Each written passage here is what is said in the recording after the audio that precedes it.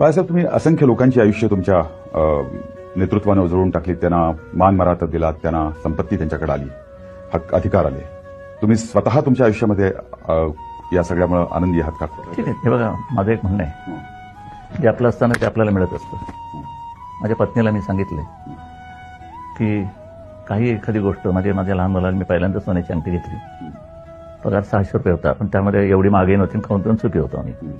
ती वाढदिवसाची अंगठी तो संडासात गेला असताना काढायचा ठेवायचा, काढायची एकदा पडली संडासात, गेली वाहून.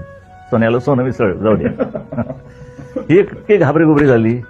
आता मी काय म्हणेन म्हणजे मी स्वतः चिडणार होते. ते म्हटलं काय असं काय दिसतंय, म्हटलं तुला काय झालं म्हणे, असं झालं म्हणे.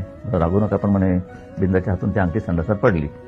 मी सगळ्यांना सांगितलं, मागच्या टाक्या एवढे. म्हटलं काय करायचं तुला एवढं सगळं, गेली तर गेली. म्हटलं एक लक्षात घ्या, कुठच्याही वस्तूसाठी हळहळत बसू नकोस.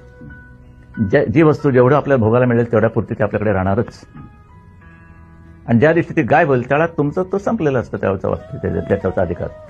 या प्रवृत्तीने म्हणजे डोक्याला त्रास नाही होणार आणि बीपी वाढणार नाही. निरीच्छ एकदम. म्हणून मी असं नेहमी म्हणतो, तिला ते वाटलं, आम्ही लावूनही ठेवलं होतं बाहेर, की गरिबीला विसरू नका आणि श्रीमंतीचा माज येऊ देऊ नका. हे माझं वाक्य आहे. गरिबीला विसरू नका, श्रीमंतीचा माज येऊ देऊ नका. आता आम्ही